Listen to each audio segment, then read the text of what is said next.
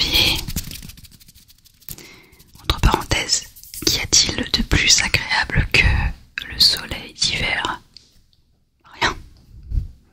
J'adore. C'est un soleil assez bas, froid, mais qui fait tellement de bien. J'adore ce genre de temps. Lumineux, ensoleillé, mais frais, froid. J'adore. Bon, on n'est pas là pour faire Evelyne Delia ou Catherine Laborde, comme vous préférez. Aujourd'hui, je voulais juste faire une vidéo présentation, car dans un commentaire que j'ai lu ce matin, quelqu'un m'a gentiment demandé de me présenter avec mon parcours scolaire, mes études, le sport. Lol. Donc écoutez, je m'exécute. J'ai avec moi 2 triggers qui feront un petit bruit sympa quand je parlerai.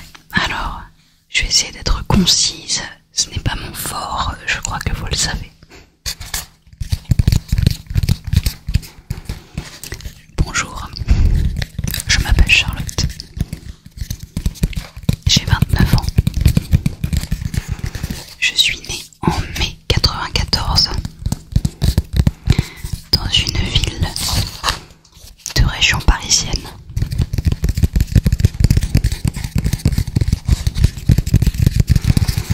J'y ai grandi dans cette ville de région parisienne. J'y ai grandi et je ne l'ai jamais quitté. Non, je raconte n'importe quoi en fait. Je suis née dans une certaine ville et j'ai vécu dans une ville juste à côté, mais toujours dans la même région. Dans le même département. Je commence à me perdre alors que ce n'est que le début de la vidéo. C'est honteux. Vous savez la référence? Dites-moi que vous savez la référence. C'est honteux. Si je pouvais ne pas... Enfin, si je pouvais parler normalement et si je n'étais pas obligée de chuchoter, je vous l'aurais fait, ça aurait été drôle. Bref, donc j'ai toujours vécu dans cette région autour de Paris et j'ai un poil de chat sur la lèvre supérieure. Écoutez, mes études, eh bien j'ai fait un bac littéraire que j'ai obtenu sans mention, il faut pas déconner. Non, ça a été des années lycée compliquées pour moi. Donc je suis déjà contente d'avoir eu mon bac, peu importe. Donc j'ai eu un bac littéraire. Ensuite j'ai fait quelques mois à la fac pour faire du droit. Je voulais suivre les traces de ma sœur. J'ai une grande sœur qui a 14 ans de plus que moi et qui est notaire. Et en fait j'ai suivi le conseil de mes parents et j'ai commencé donc à faire une licence de droit. J'ai très vite compris que ça ne m'intéressait pas du tout. Et j'ai donc arrêté. J'ai arrêté au bout de 2 mois. Et là a commencé une période d'errance, non pas médicale, mais professionnelle et même personnelle. Je ne savais pas ce que je voulais faire dans ma vie. C'était donc c'était fin 2012. J'ai fait un petit boulot, mon tout premier. Fin 2012, j'ai été vendeuse à Jouet Club. Écoute, c'était une expérience sympa. J'ai fait ça 2 mois. Puis ma sœur m'a donné une très bonne idée. Il m'a fait prendre conscience que infirmière, ça pourrait peut-être me plaire. Et écoutez, j'ai suivi son conseil et j'ai commencé mes études d'infirmière à l'IFSI, toujours en région parisienne, mais très loin de chez moi, à 1h30 de chez moi en transport. J'ai commencé en février 2014. C'est ça ou pas? Oui, c'est ça, parce que j'avais raté la session de septembre 2013. Ouais, c'est ça.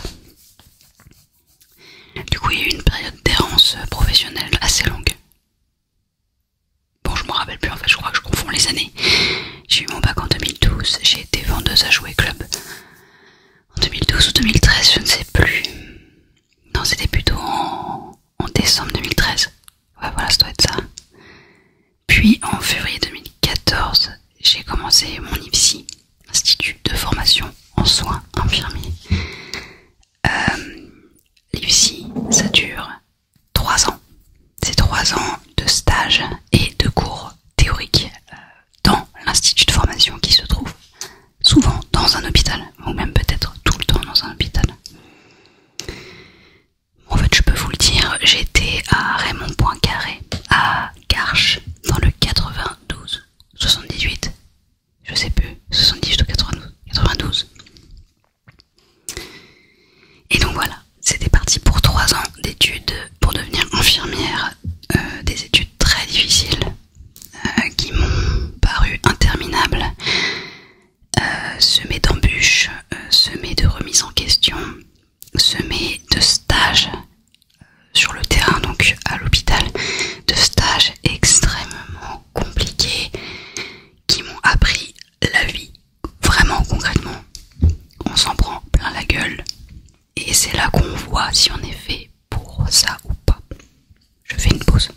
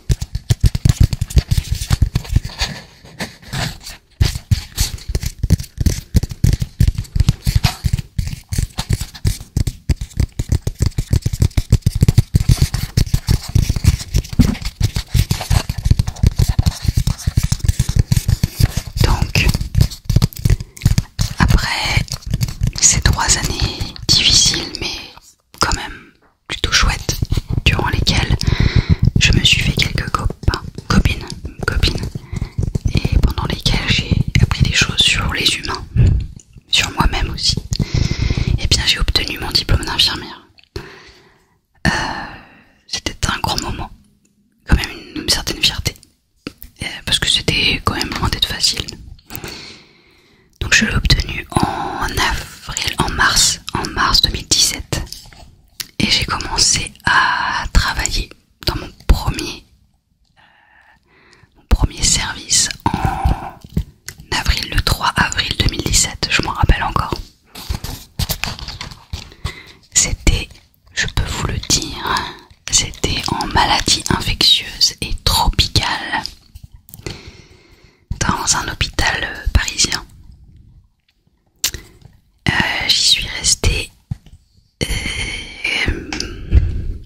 4 ans et demi. J'ai adoré cette expérience, c'était extrêmement dur aussi au début, c'est un service très pointu, très varié. J'ai adoré, c'était vraiment passionnant. Ça me manque un peu parfois. Pareil, je m'en suis pris plein la gueule aussi. J'ai beaucoup pleuré, mais j'ai aussi beaucoup rigolé. Et j'ai même parfois pleuré de joie. J'ai rencontré des patients parfois formidables, parfois beaucoup plus durs. J'ai rencontré des collègues formidables et d'autres. N'en parlons pas. Mais ce sont des expériences de vie.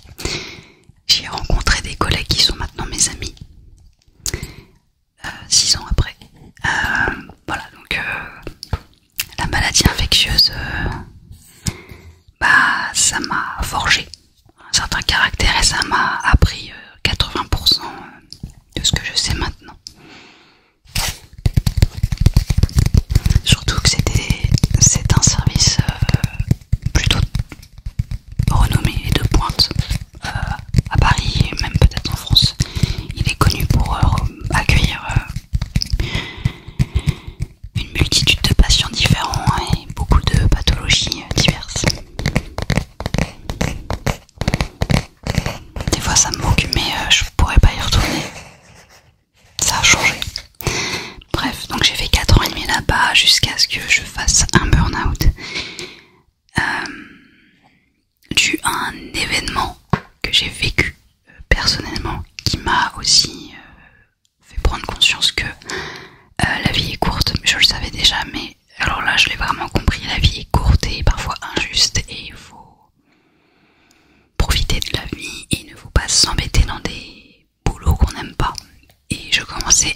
mal dans ce service, il y avait des choses qui ne me convenaient plus, donc je suis partie de l'hôpital où j'étais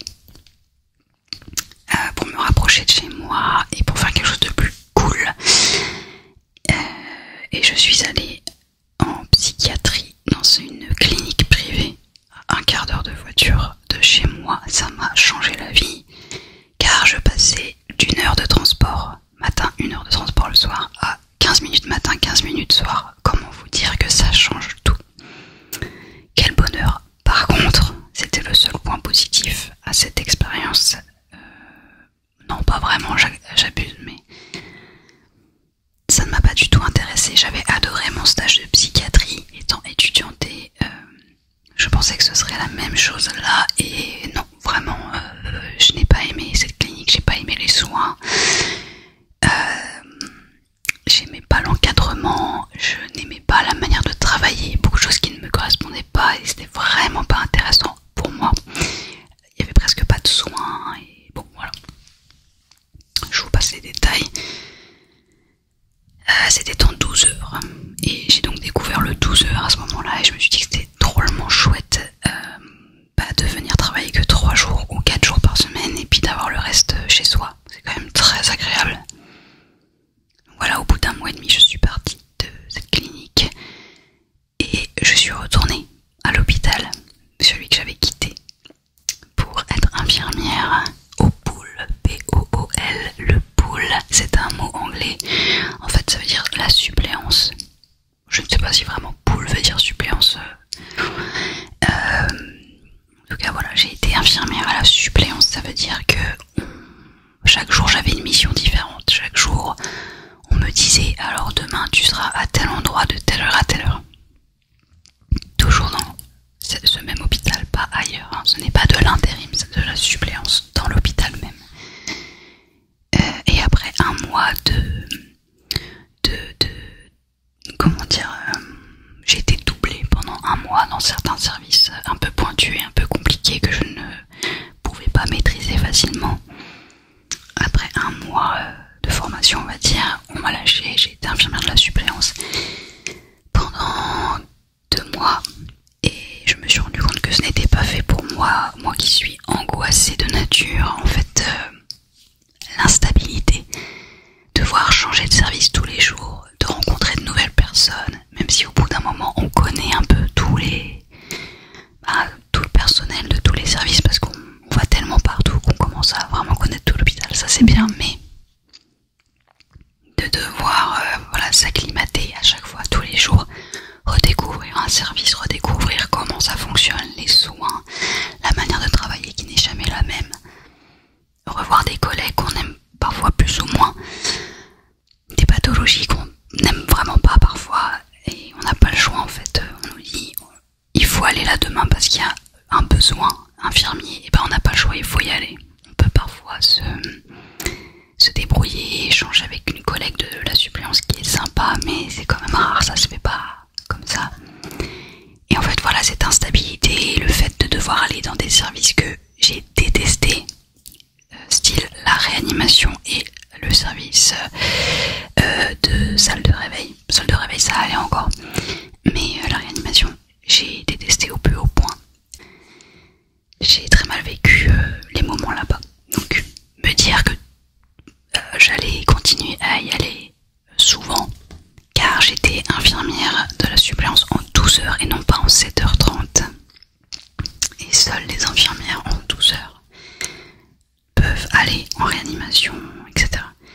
Celles de 7h30 ne peuvent pas.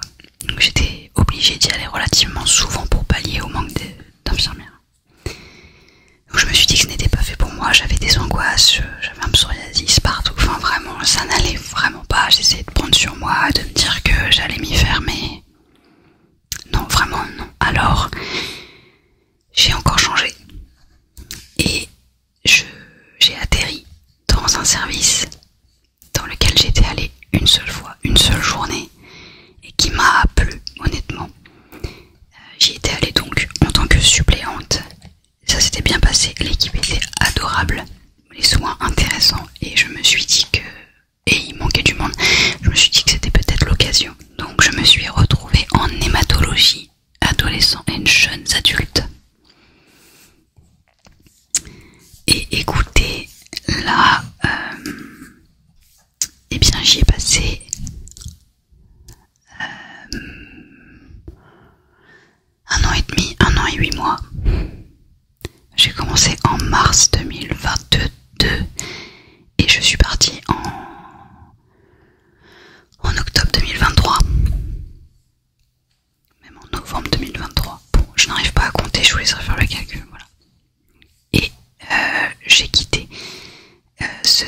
service parce que, encore un burn-out, l'hôpital ne me convenait plus, je n'étais plus du tout heureuse, je n'en pouvais plus des transports et du temps du trajet. Enfin, vraiment, je pouvais plus me lever à 5 heures, me taper 1 heure de train.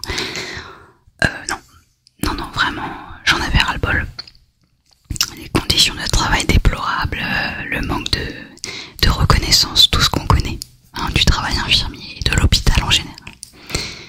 J'ai donc quitté ce service fin octobre, début novembre 2023 et depuis, je cherche à être infirmière libérale autour de chez moi. Alors, c'est extrêmement, je pèse mes mots, c'est extrêmement difficile de devenir libéral. Ça prend beaucoup de temps. Ça demande une certaine patience et de l'énergie et un mental d'acier, car l'administration française est ce qu'elle est et les papiers mettent des mois à vous parvenir, et sans ces papiers vous ne pouvez pas avancer. Voilà. Vous sentez comme je suis ravie. Bon, donc je suis en attente de certains papiers pour terminer des formalités exécrables et pour enfin pouvoir travailler et être infirmière libérale remplaçante. Voilà, vous savez tout niveau parcours, études, travail. Là, c'est pas une vidéo où je vais parler de mon amour pour le métier infirmier. Je fais juste un CV oral. Ensuite, quelle a été la question? Études, profession, sport. Regardez-moi, je ne fais pas de sport, j'en ai fait la dernière fois, laissez-moi réfléchir. C'était en 2012 quand j'étais au lycée, voilà, tout simplement. Non, vraiment, je n'aime pas le sport, je n'ai jamais aimé, j'ai toujours fait en sorte d'être dispensée. Hein, quand j'étais au collège et au lycée, j'ai horreur de ça. Je sais, c'est mal, je sais, il y en a 45 qui vont se désabonner de cette chaîne, qui vont disliker la vidéo. Écoutez, il en faut pour tous les goûts. Donc non, le sport, ce n'est pas ma tasse de thé. Je sais que j'ai tort, mais écoutez, je n'y arrive pas, ça ne m'intéresse pas. Je n'aime pas l'effort physique. Je n'ai pas de cardio, je n'ai pas d'endurance, il n'y a rien qui me donne envie. Je n'aime pas les sports à plusieurs, là, comment on dit, les sports.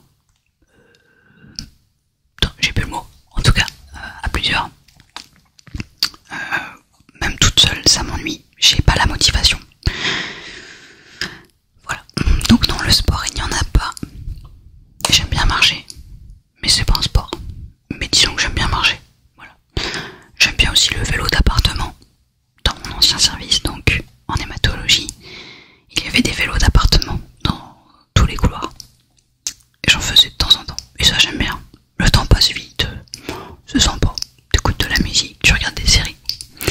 Voilà pour le sport. Ensuite, les passions. Donc comme je l'ai dit dans une autre vidéo, eh bien j'aime la nature, j'aime la photographie, j'aime les animaux, j'aime la musique. Je sais plus si je l'ai dit. Je vais sûrement me répéter, mais ne m'en veuillez pas. J'aime l'urbex. J'aime la décoration d'intérieur, j'aime les plantes vertes, j'aime... c'est globalement tout. Donc je suis quelqu'un d'assez angoissé, je l'ai dit dans toutes mes vidéos, mais je le répète, mais d'un naturel, je crois, bienveillant et empathique. J'essaie d'être simple et naturel, mais la simplicité, bon, c'est pas toujours le cas. J'ai aussi une part de complexité qui me pourrit un peu la vie. Je me prends beaucoup la tête sur des choses qui n'en valent pas la peine. Je suis toujours en mode, je me pose des questions sur tout, je me remets en question tout le temps. C'est bien, mais c'est un peu pénible à vivre. Que vous dire de plus? Quand j'étais plus jeune, j'ai joué un peu de piano et un peu de guitare et j'ai arrêté par manque de temps et par baisse de motivation aussi.